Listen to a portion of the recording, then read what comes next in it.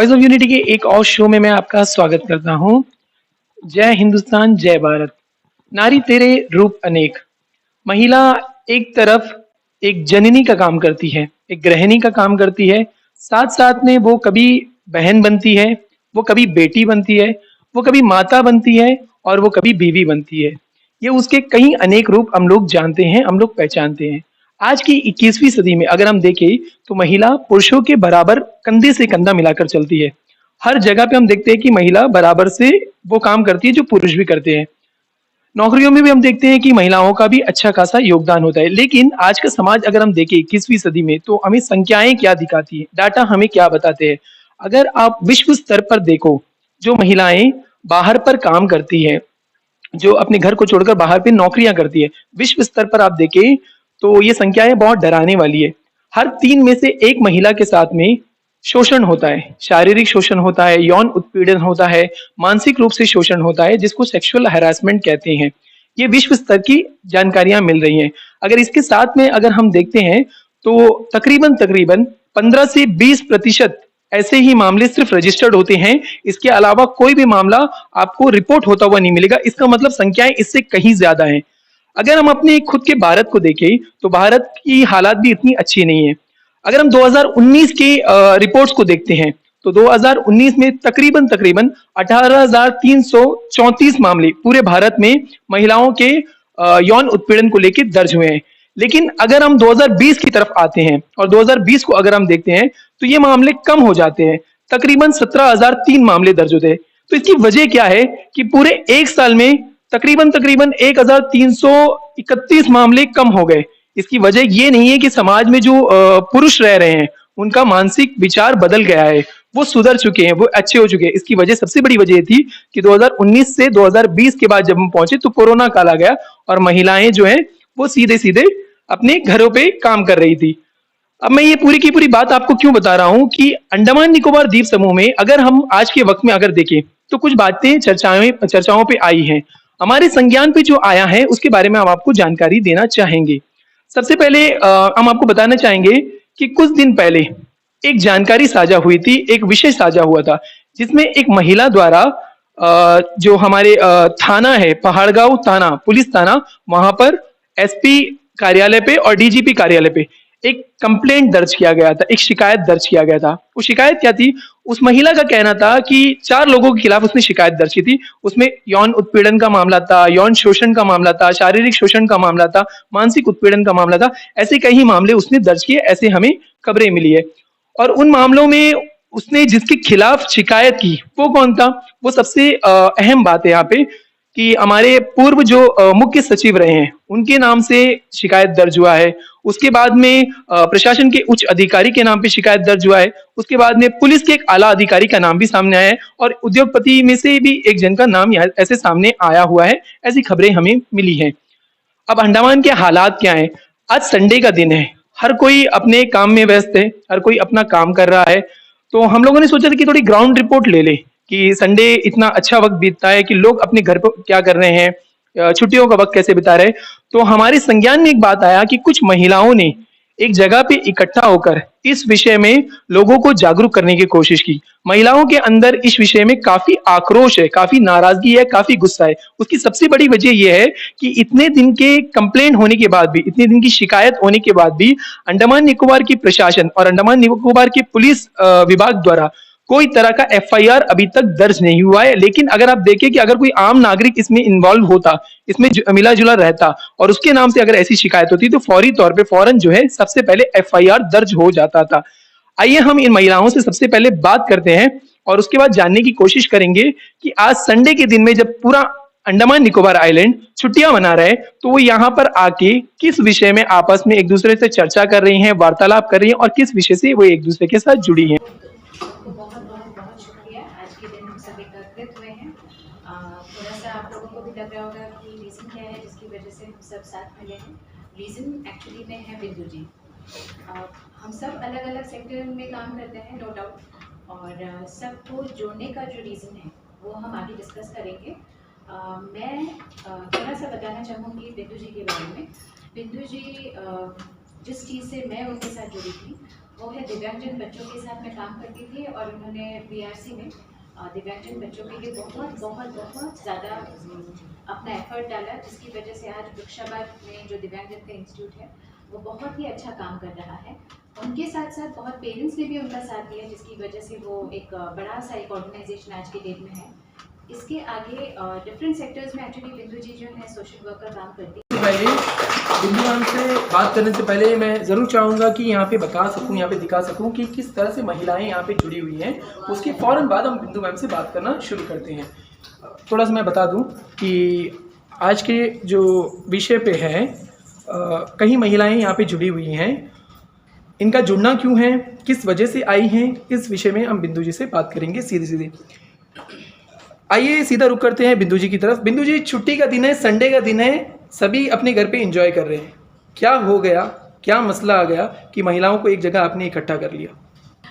सबसे पहले तो मैं ये बात बताना चाहती हूँ कि 15 अगस्त के दिन में हमारे माननीय प्रधानमंत्री जी ने बोले थे कि महिलाओं की सुरक्षा के लिए आप लोगों को आगे बढ़ना है, उनकी सुरक्षा के लिए बहुत सारे बातों को उन्होंने लाल किले में खड़े होकर उन्होंने बताया कि ऐसे ऐसे महिलाओं के साथ में जो अत्याचार होता है या जो भी है उनके शोषण होता है या कोई भी चीज़ है, तो उनके लिए हमें आगे बढ़ के उनका साथ देना है, उनके साथ हमें खड़ा रहना है। लेकिन वहीं पे अभी हाल ही में हमने सुना है कि आप हमारे यहाँ के अंडमान निकोबार के कुछ बड़े अधिकारियों ने एक महिला के साथ में ऐसा अत्याचार किया और शारीरिक शोषण की, और उस महिला के साथ में जो भी हुआ वो उसे प्रताड़ित भी किया गया। लेकिन उसे जब वो महिला इस न्याय के लिए बाहर आई, तो उसके जो न्याय के लिए जब बाहर आई वो पुलिस प्रशासन के पास में गई,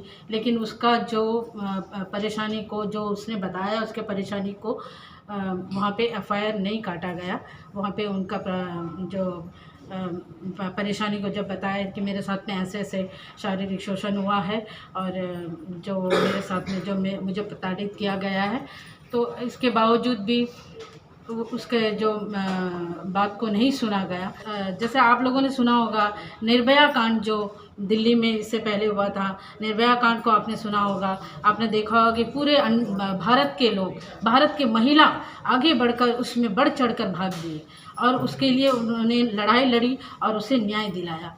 उसके बाद आप अभी हाल ही में आपने सुना होगा बिल्किश बानो के बारे में, जो जिसके साथ भी ऐसे ही वो भी प्रताड़ित थी इसी विषय में, शारीरिक शोषण उसके साथ भी हुआ था, तो उसके लिए भी वो पूरे भारत की महिला साथ में। तो मैं यहाँ के इस जो महिला के साथ में ऐसा जो दुर्व्यवहार हुआ है, ऐसा दुर्व्यवहार जो हम कभी सोच भी नहीं सकते कि हमारा अंडमान निकोबार के जो सीनियर ऑफिसर्स हैं उन्होंने ऐसा काम किया है, उसमें और भी कुछ ऑफिसर्स शामिल हैं।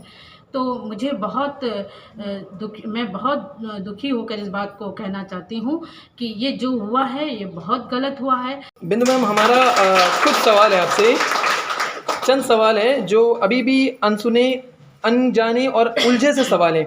सबसे पहले विषय ये है कि ये बात पूरी तरह से खुल नहीं पाई है। जिस महिला के विषय में बात हो रहा है वो महिला आखिर में कौन है? सबसे पहले हम हमारे दर्शकों से साझा कीजिए किस महिला के विषय में बात हो रही है।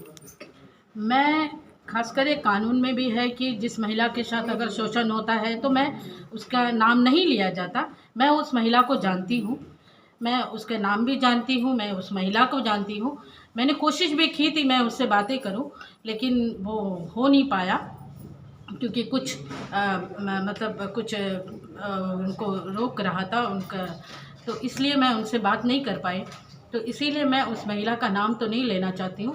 बिंदु मैम, और एक सवाल इसका कि जो महिलाओं को अभी अब जगाने का काम कर रही है, अंडमान एक छोटा सा इलाका है, सब अपने काम में व्यस्त रहते हैं।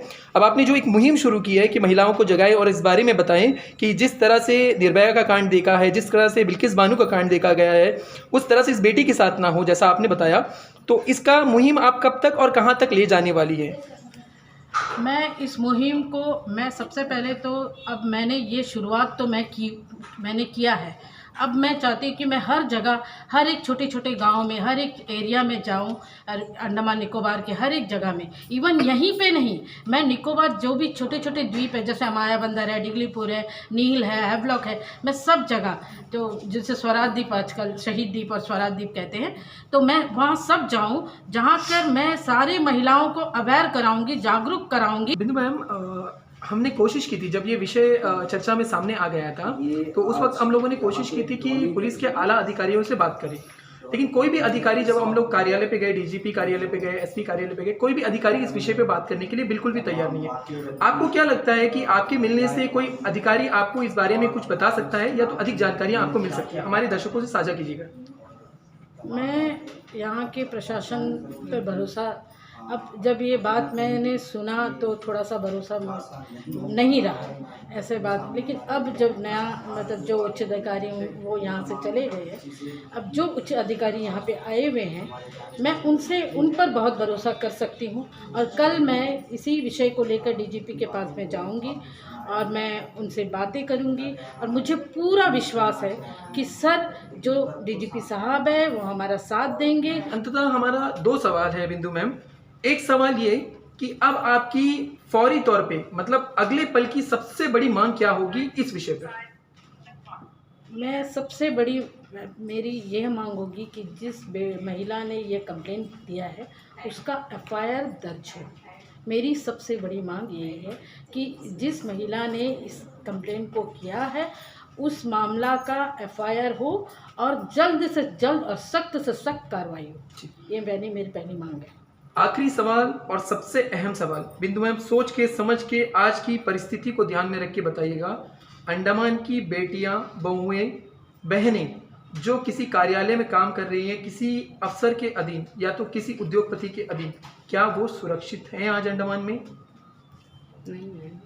अब जब हमने ये बात सुनी है, इससे पहले भी हो सकता हो, बहुत सारी बातें बाहर नहीं आते, जब हम ये बात सुने हैं तो फिर हमें, क्योंकि हम भी 2 बेटियों की माँ, मैं भी 2 बेटियों की माँ हूँ, तो मुझे लग तो नहीं रहा है कि सुरक्षित है, लेकिन फिर भी मैं ये कहना चाहती हूँ कि आपको खुद से लड़ाई लड़ना होगा, क्यों जब आपके साथ में कुछ होता है तो आपको सामने आना होगा और आपको इसके खिलाफ जाना होगा। या कोई गलत नहीं है, अगर आपके साथ में शोषण होता है तो आप आगे बढ़िए, सामने आइए, फिर आप उसकी लड़ाई लड़िए, तो कोई आपको परेशानी नहीं करेगा, कोई परेशान, लोग भी डरेंगे। और जो उद्योगपति हो या उच्च अधिकारी हो, अगर आप निडर रहोगे, आप अपने इसके खिलाफ रहोगे, तो कोई भी, किसी का भी हिम्मत नहीं होगा कि वो आपके साथ में गलत। इसी विषय में हमारे साथ बात करने के लिए और एक समाज सेविका फातिमा जी जुड़ी हुई हैं, जो महिलाओं के काम के लिए, महिलाओं के सशक्तिकरण के लिए काफ़ी योगदान देती हैं, काफ़ी काम करती हैं। फातिमा जी, हम आपसे जानना चाहेंगे इस विषय पे आपकी क्या सोच है और आप इस विषय पे क्या चेताना चाहेंगी? नमस्कार सबको। जैसे कि अभी बिंदु मैडम जी ने जितना बात बताया, एकदम ये बात एकदम सच है। किसी भी महिला का साथ जब अत्याचार होता है तो हम महिलाएं सब मिल के उसको साथ देना चाहिए। और महिलाएं सोचे नहीं हमारे क्या प्रॉब्लम है, हम अपने घर में रहेंगे, नहीं, ऐसा नहीं होगा। सबको बाहर आना है, और सब जो महिलाएं जब साथ मिलेगी तभी किसी को न्याय मिलेगा। और हम चाहते हैं कि यहाँ का बेटियां सुरक्षित रहे, और उनका सेफ्टी के जो पुलिस के पास जब एफआईआर के लिए जाते हैं तो उनको एफआईआर काटना चाहिए।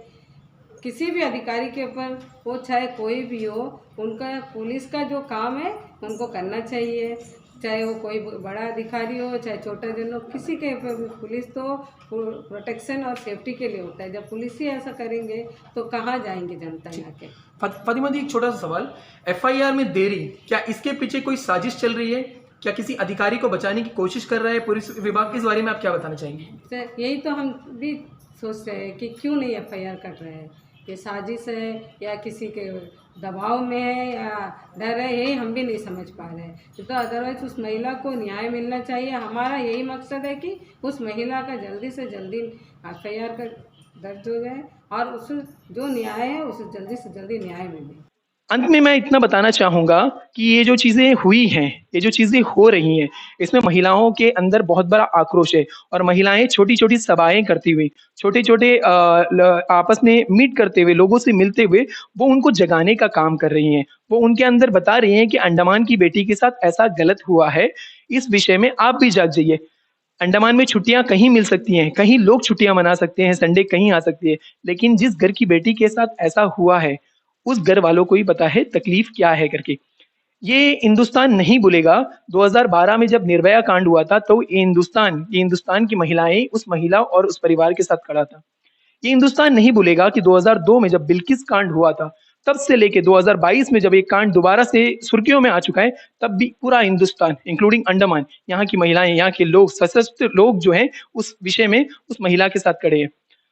अब देखने वाली बात ये है कि आज अंडमान निकोबार की बेटी के साथ जो ये अपराध हुआ है या तो जो बात हुई है और जो आरोप साझा हुए हैं, उसमें अंडमान की महिलाएँ कितना साथ देती हैं और इस विषय में जल्द से जल्द कार्रवाई हो पाएगी या नहीं हो पाएगी, ये खुद में सवाल का विषय है। हमारे साथ जुड़े रहिए, इस विषय में हम आगे भी बात करेंगे और उम्मीद करेंगे कि जल्द से जल्द इसमें कार्रवाई हो